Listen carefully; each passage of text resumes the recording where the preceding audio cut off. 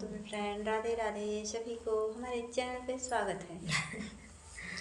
Hello friend, Radhe Radhe, सभी का धन्यवाद। स्वागत है हमारे चैनल पे। तो हम लोग एक बहुत ही प्यारा सा विवाह गीत बहुत छोटा सा लेके आए हैं। बहुत इतना छोटा बा, इतना बड़ा ना बा, इतना छोट का बा। आप लोग जरूर बहुत दर्दनाक है, बहुत छोटा सा है। तो आप लोग सुनिएगा, ज़्यादा से ज़्यादा प्यारा आशीर्वाद दीजिएगा।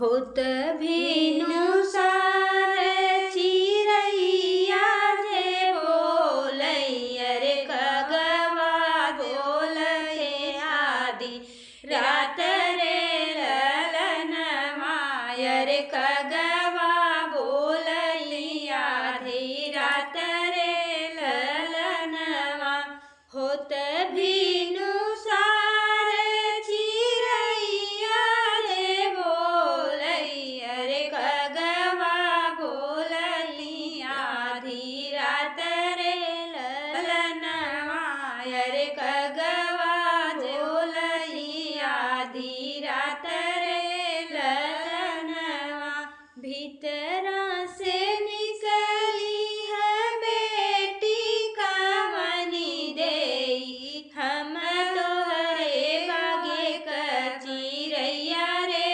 ललनवा रे हम तोहरे बागे क चिरैया रे ललनवा होत भीनु सार चिरैया उड़ी जई है अरे बगिया जे हुई है निराल रे ललनवा अरे बगिया जे होई है निराल रे ललनवा दुआरे पे बैठे के पापा जी रोवई अरे आजू बेटी हो जई है पराई रे ललनवा अरे आजू बेटी हो जई है पराई रे ललनवा दुआरे पे ठाड़ी होई के पापा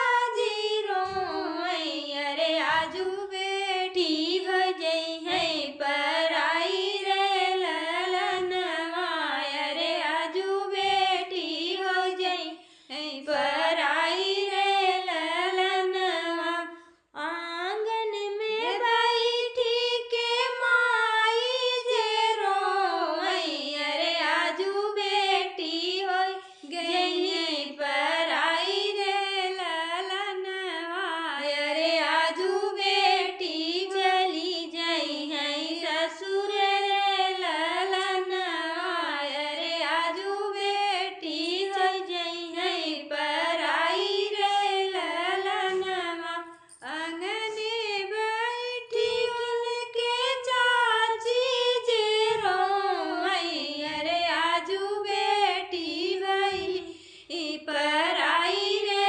ललनवा अरे आजू बेटी भईली पराई रे ललनवा।